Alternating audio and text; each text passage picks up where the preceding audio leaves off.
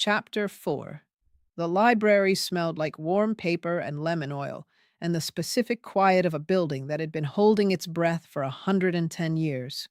Des stood in the doorway at 8:53 on a Thursday morning, with a field recorder in her bag and a night of no sleep behind her eyes. Kit was behind the circulation desk, handling a book with the care of someone assessing a fragile artifact. They looked up, and their face did the quick assessment Des was learning to catalog.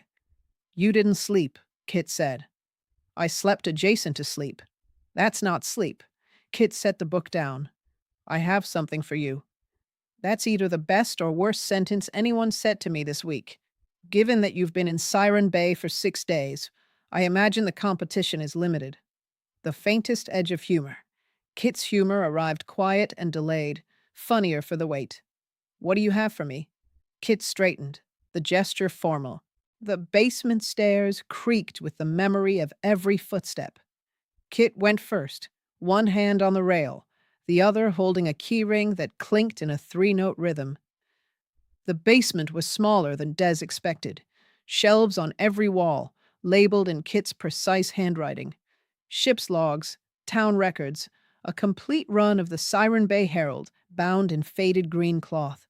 Boxes of photographs, organized by decade, the boxes getting thinner as they approached the present. The town's recorded history contracting the same way the town itself had contracted.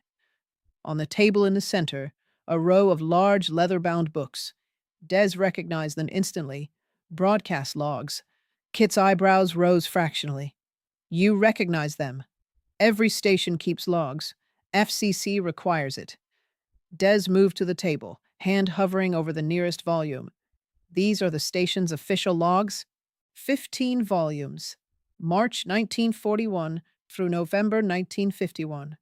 Complete, in Harriet's handwriting for all but the first 6 months. Kit stood on the opposite side of the table. "I've read them all. Multiple times." "How many times?" Kit looked at her, eyes holding something adjacent to both embarrassment and pride. "Enough to know them." Des opened the first volume. The early entries were in blocky masculine handwriting. The original operator. Standard equipment checks, weather observations, the flat affect of institutional record keeping. Then the handwriting changed. Smaller, sharper, more precise. March 22, 1942. Arrived KPCL 0800. Equipment in working order. Building adequate. View is extraordinary. Will report. "Harriet," Des said. "Harriet Voss." Kit's voice carried weight on the name. 24 years old when she arrived. Trained at the Navy Radio School in San Diego. Her brother Thomas was a radioman on the USS Lexington. She requested the Siren Bay posting specifically. Why would anyone request this? Thomas went missing in action in May of 1942, 2 months after she arrived. Kit paused. She stayed at the station for 9 more years. Des felt something shift. A woman alone in this building for a decade, working equipment that shouldn't work, listening for a voice that couldn't be there. She turned pages. The entries for 1942 and early 1943 were professional, thorough. Equipment status, transmission records, weather. Then, in the fall of 1943, something changed. The handwriting got faster. The content got personal. October 15th, 1943. The static tonight had a voice underneath it.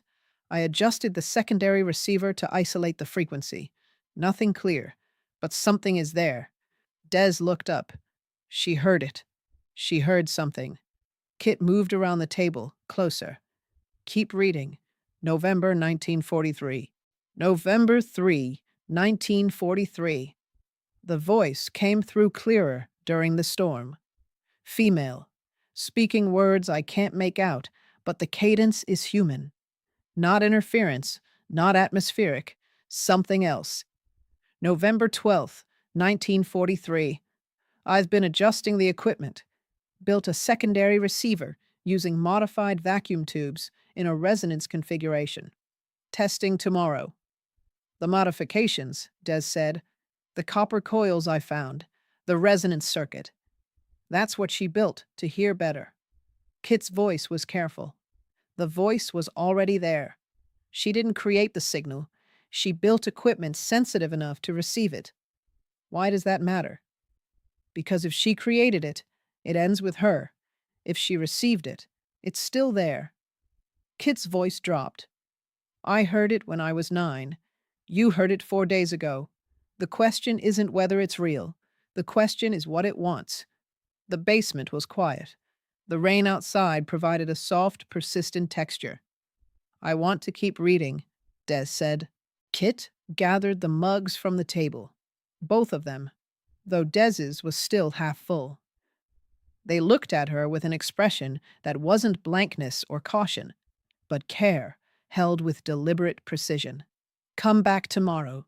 I'll have the 1944 volumes out. Kit paused.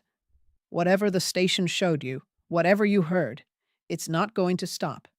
It gets louder, more specific. That's what the logs say. That's what happened to Harriet. A beat.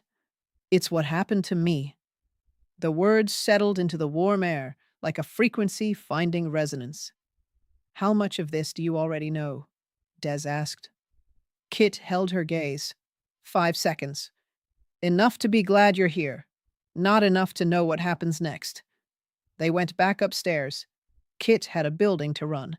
Des gathered her bag and the copies Kit had made. 3 volumes, 1941 through 1943, duplicated with careful fidelity. She paused at the top of the stairs. The library's main floor stretched before her. Oak tables, arched windows, morning light falling in golden rectangles across worn carpet. Kit was at the circulation desk, already absorbed in work, their careful hands moving over a ledger. Kit. They looked up. Thank you for showing me this. Kit's expression opened briefly, the way a door opens when someone checks who's there, before deciding whether to let them in. What Diz saw was not the archivist or historian, but a person who had been waiting for someone to read these logs the way she was reading them, not as history, but as a message that hadn't finished being received. Thank me when you finish them, Kit said. You're going to have questions. I already have questions. Des left with the copied logs under her arm. She drove back to the bait and reel, climbed the stairs to her room, and spread the volumes across the narrow bed. The rain picked up outside. The light dimmed. She read until the pages blurred, and Harriet's handwriting became the only voice in the room, the only signal worth tuning to. And underneath the reading, underneath the words and dates and meticulous notation of a woman building herself a machine to hear the impossible, Des could feel the station on the bluff 2 miles away, humming its patient hum, waiting for her to come back and listen. She would. She knew that now. The logs were not just a record, they were an invitation. And the station had spoken her name from a frequency that shouldn't exist. And she was not the kind of woman who could hear a thing like that and pretend she hadn't.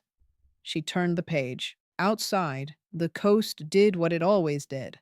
It rained, and it waited, and it held its secrets in the fog like a voice just below the threshold of hearing. Chapter 4.